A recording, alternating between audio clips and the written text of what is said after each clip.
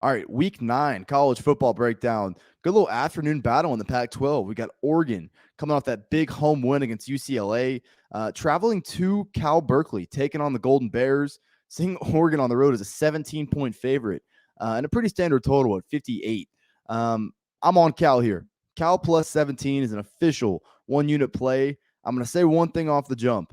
When you're betting a dog this big, there's obviously going to be matchup disadvantages across the board. I love Oregon's offensive line. It's been a big reason why their offense is operated so efficiently. Oregon's got very explosive backs that I don't know if Cal can handle. This line is what it is for a reason.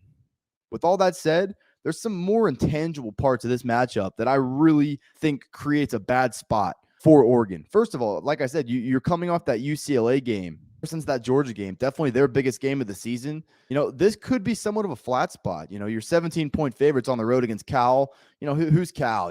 Justin Wilcox is kind of a dead man walking. Haven't played all that well this year. Justin Wilcox is a favorite is not trustworthy. Justin Wilcox is a dog. Totally different story. I mean, Cal played Notre Dame down to the wire in South Bend this year. Honestly stepped up pretty well against Washington last week. Only lost that game by 7 as well. It's not like you're playing a total lame duck team. The other part of this matchup is, are we sure Dan Lanning is this surefire hit as a head coach? I mean, I know Oregon has played really well ever since that Georgia loss, and he inherited a really good talent roster from Mario Cristobal. Are we really sure that a first-time head coach deserves this much credit in this kind of spot? I don't. I'm not sold on long-term that Dan Lanning is this surefire hit, only because we've never seen him in this role before. But let's not act like just because Oregon's playing well right now, just about 6 weeks ago, we thought this team had serious concerns throughout the season. Lastly, Oregon's defense is not good. Let's just call it what it is. The pass rush has not been there. Losing Kayvon Thibodeau, they have not been able to replicate that production, especially to the way I thought they would. We all talk about, Noah Sewell, Justin Flo, these really good linebackers. They're allowing way too many explosive plays on the ground. Even last week, going up against Zach Charbonnet. Now, the way that game played out, UCLA kind of had to go away from the run game a little bit. I'm not sold on Oregon's run defense. Cal has been mostly mediocre in the run game this year. I will say Jaden Ott, who has taken over, is a pretty explosive back. Against Arizona earlier this year, 274 yards, 3 touchdowns. Cal can take advantage of this Oregon run defense. Listen, I've said it multiple times. Oregon is great along their offensive line. Great. They should be able to win up front against Cal. I will say Cal's really good at the second level themselves. They've done a pretty good job of stopping the run this year.